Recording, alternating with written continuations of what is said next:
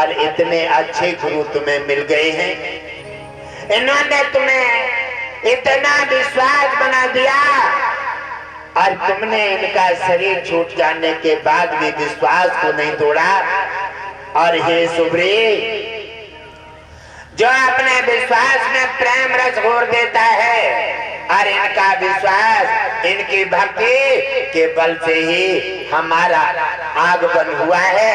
हमारा कोई उपकार नहीं है और हम किसी पर उपकार नहीं करते। हमें जो प्रेम के बंधन में बांध देता है, हट करने लगता है, निश्चय कर लेता है, आगे तूफान भूकंपों से और परिवार के भय से, बंदूक और तोपों के डर से भी हमारा मार्ग नहीं पलटता है, उसके लिए हम अपना सर्वस्व छोड़ करके और उसके पास दाखिल हो करके उसके तमाम संकट, उसके बादल हटा करके, संकट के बादल हटा करके उसे स्वामी बना लेते हैं और हम उसके सेवा बन जाते। बोलिए भक्तवत्सल भगवान की जय हो। सुबरी ने प्रणाम किया और जाकर के राम के चरणों में से टेक दिया। कहने लगे, हे नाथ, इसका मतलब मेरे गुरुदेव इतने महान हैं। कहने लगे, कुछ मत पूछो सुबरी, और जो संत बचपन से साधु ब्राह्मण तन मिल जाए और वो ब्राह्मण तन है, कभी किसी समय गुरु का कर्तव्य है, शिष्य मार्ग बदलता है, उसे डांटता भी है और मारता भी है, क्योंकि उसका कुछ बिगड़ने से उसे बचाना चाहता है, इसलिए उसे नजर में रखना चाहता है। गुरु कभी हृदय से नहीं डांटता और जो बचपन से साधु ब्रह्म से है वो ब्राह्मण है, हृदय से हित करता है और ब्राह्मणों के चरणों में हमेशा भगवान विष्णु का शेर और आना जाना बना रहता है।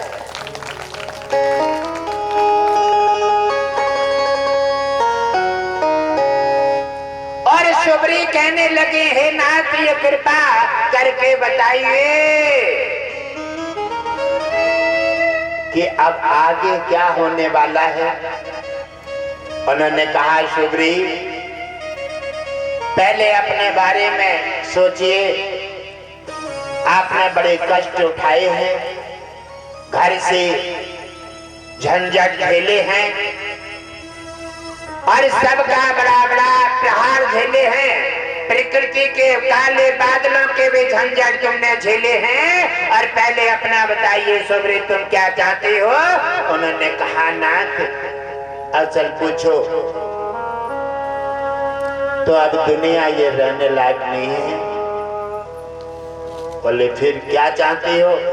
कहते हैं कि बस अब हमारे जीवन का यही अंत हो जाए, हमारे को आप अपने में विलीन करें। वो देव का वचन और विश्वास हमने पूरा कर दिया।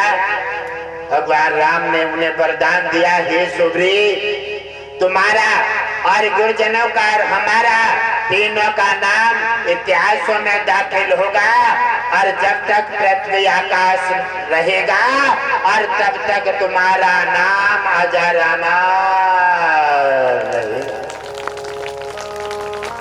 कहा कि जो मेरे का प्राप्त कर लेता है और गुरुजनों के बात को संकट से हट करके उनके बात को अमर कर देता है, उसकी बात, उसका शब्द और उसका नाम वेदों में अमर हो जाता है।